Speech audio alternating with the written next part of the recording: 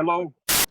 Hello, bonsoir à tous, ravi de vous retrouver en ce dimanche pour votre best-of de la semaine. L'actualité en principauté a une nouvelle fois été dense, elle aura été marquée notamment par la réouverture de la plage du Larvoto ou de l'annonce des mesures par le gouvernement princier pour la relance de l'économie monégasque.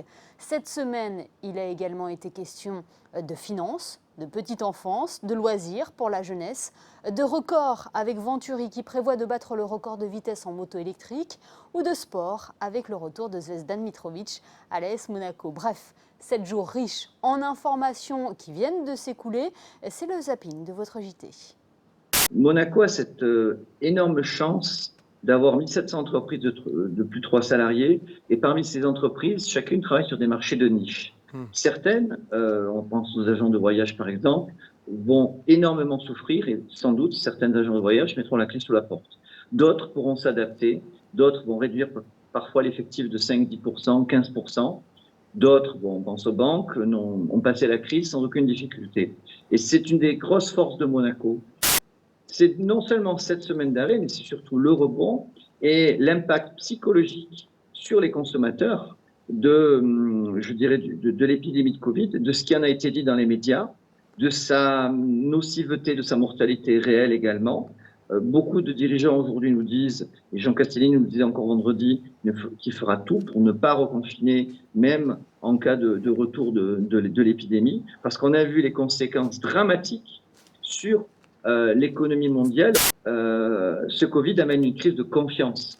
Et cette crise de confiance, la confiance va prendre un certain temps pour revenir, à la fois sur nos résidents locaux, mais également sur nos consommateurs et nos clients étrangers. Parce que une des chances de Monaco, je dis bien que c'est une chance, c'est que nous avons un pays ouvert sur le monde. Je pense qu'il faut attendre quelques milliers de licenciements, malheureusement.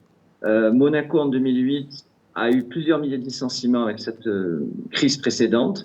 Nous avons su rapidement, et grâce à notre système diversifié d'économie, rebondir très rapidement et recréer les emplois. Ça veut dire que Monaco a une capacité de création d'emplois et c'est grâce aux chefs d'entreprise qu'on laisse travailler.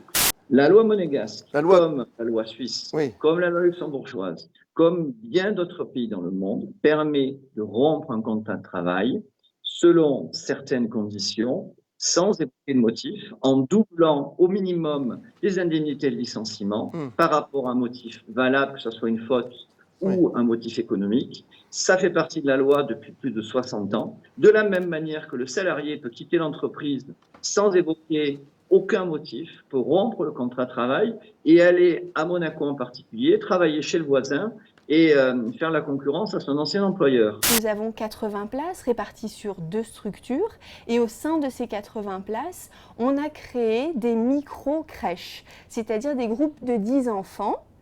Et ces 10 enfants, eh bien, ils restent entre eux, ils jouent entre eux, ils vivent entre eux et ils restent ronds du 9 juin au 28 août ensemble. Mais les enfants, oui, je pense qu'ils se rappelleront bien, mais ça c'est une règle d'hygiène qui me semble assez bonne, qu'il faut se laver les mains. Nous avons passé une première étape qui était véritablement l'étape de la protection. Il fallait protéger les acteurs économiques. Et maintenant, en effet, nous en arrivons à l'axe du soutien, que ce soit un soutien social ou un soutien financier. La méthode CARE, alors c'est vrai que c'est du faux franglais, puisque en français, c'est la Commission d'accompagnement de la relance économique, mais c'est vrai qu'en anglais, ça donne l'acronyme CARE, et ça montre bien que nous faisons attention, que nous soutenons ceux qui sont encore aujourd'hui fragiles et qui ont besoin de passer le cap de l'été. Il nous semble également opportun, alors que dans un premier temps, ce dispositif d'urgence reposait essentiellement sur la bonne foi, sur des attestations, des déclarations sur l'honneur, de pouvoir documenter la baisse du chiffre d'affaires à la fois sur les 3 mois passés et puis de manière prévisionnelle, donc avec l'assistance d'un expert comptable pour une société, sur les 3 mois qui viennent. Nous pourrons justement regarder par exemple les déclarations de TVA et voir dans quelle mesure elles diffèrent par rapport à l'année précédente. Il nous semble également opportun, alors que dans un premier temps ce dispositif d'urgence reposait essentiellement sur la bonne foi, sur des attestations, des déclarations sur l'honneur, de pouvoir documenter la baisse du chiffre d'affaires à la fois sur les 3 mois passés et puis de manière prévisionnelle, donc avec l'assistance d'un expert comptable pour une société, sur les 3 mois qui viennent. Nous pourrons justement regarder par exemple les déclarations de TVA et voir dans quelle mesure elles diffèrent par rapport à l'année précédente. Et ça nous amènera à questionner là aussi nos méthodes de travail. Est-ce qu'on a besoin à ISO mètre carré de bureau de raisonner à ISO personnel, si j'ose utiliser ces termes un peu abscons? Est-ce qu'il n'y a pas moyen de se dire en tant qu'État, en tant qu'administration et puis bien sûr en tant que secteur privé, qu'on n'a peut-être pas besoin de tout le monde au même moment, en même temps, au même endroit? Voilà. Le monde des startups évidemment a été touché par cette grande crise sanitaire. Il y a 2 choses qui font que peut-être on a été moins touché, les startups ont été moins touchées. La première, c'est que des structures qui sont quand même assez légères puisqu'elles sont en croissance, donc elles n'ont pas d'effectifs pléthoriques, donc elles n'ont pas de coûts fixes très importants, aussi bien au niveau de la masse salariale que des locaux par exemple. Et la deuxième chose, c'est que ce sont des gens qui sont habitués aux imprévus. Aujourd'hui, l'idée des start-upers ne suffit plus.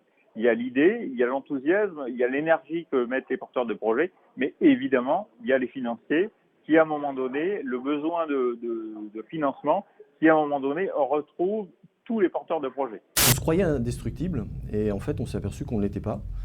On s'est aperçu qu'un tout petit virus, finalement, pouvait arrêter l'économie, qui pouvait même arrêter des conflits armés. Et on s'est aperçu d'une autre chose, c'est qu'on avait tous imaginé des plans de continuation de l'activité au cas où il arrive. Mais ça, on ne l'avait pas prévu. En 2008, pour ceux qui se souviennent, finalement, le secteur bancaire ou le secteur de la finance a été la cause du problème. En 2020, le secteur de la finance a été la solution au problème. Les autorités, notamment monégasques, ont été exemplaires, ont mis immédiatement des moyens, ont mis en place des choses, mais si les banquiers ne sont plus là et si les banquiers ne peuvent pas prêter, s'il y a pas, la garantie de l'État c'est une chose, mais si les banquiers n'ont pas des bilans solides de la trésorerie pour prêter aux entreprises, il n'y a pas de prêt. Il y a un premier pilier qui est consommer mieux et donc moins. Et donc je vais être un peu provocateur, mais là on a des consommations qui ont été de moins 20% pendant la période de confinement, avec moins 50% sur le secteur hôtelier, moins 33% sur l'industrie. Il n'y a que les personnes qui étaient confinées chez elles qui ont continué à consommer, comme elles le faisaient avant. C'est un peu augmenté de 1%, mais c'est marginal. Donc il y a eu une baisse significative des consommations. On a créé une société qu'on a baptisée Monaco Énergie Renouvelable, pas plus tard qu'il y a 1 an et demi, dont l'objectif est progressivement de détenir, développer, acquérir des actifs de production d'électricité décarbonés, 100% verts, c'est-à-dire soit du PV photovoltaïque, soit de l'éolien.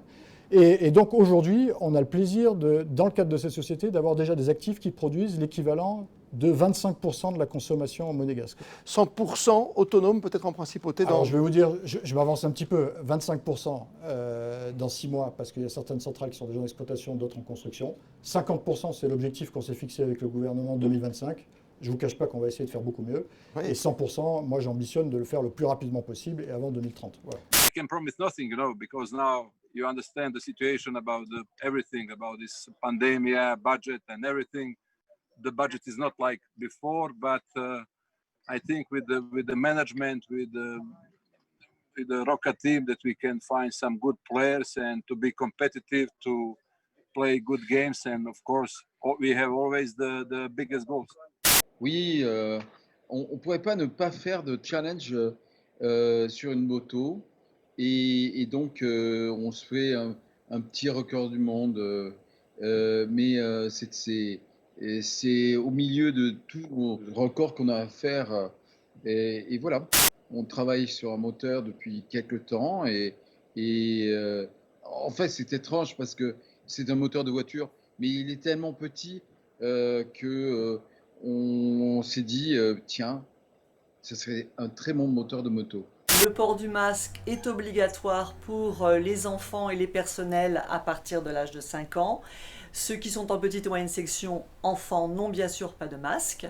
Donc on le porte toute la journée. Ensuite, on a en effet transformé totalement, revisité les ateliers manuels, les ateliers d'expression, les jeux que nous avions pour mettre en place et j'allais dire en effet réinventer les jeux en respectant absolument ces distanciations physiques. On a vraiment que l'on respecte sur le site ainsi qu'à l'école Stella. Pour le moment, ça reste excessivement compliqué. On a eu les chiffres donc, du mois dernier, ils viennent de se terminer. On est à 86% de perte globale sur l'activité, c'est énorme encore. C'est relativement calme. Je pense que le mois de juillet va être meilleur, j'espère vraiment. Cette année, ce sera une saison blanche pour les véhicules saisonniers électriques. Pourquoi ce choix? Pour la masse de travail, pour les difficultés, pour le manque de visibilité. On a fait ça très tôt, dès le confinement, pour essayer de ne pas faire venir des personnes. Ils ont un statut particulier, ils sont travailleurs indépendants saisonniers. C'est un peu compliqué pour eux d'avoir des frais et de peut-être pas pouvoir les couvrir. Ciao. Ciao, merci à nos invités d'avoir été avec nous. Lundi, place à une nouvelle semaine et c'est Patricia Navarro qui sera aux commandes de votre JT.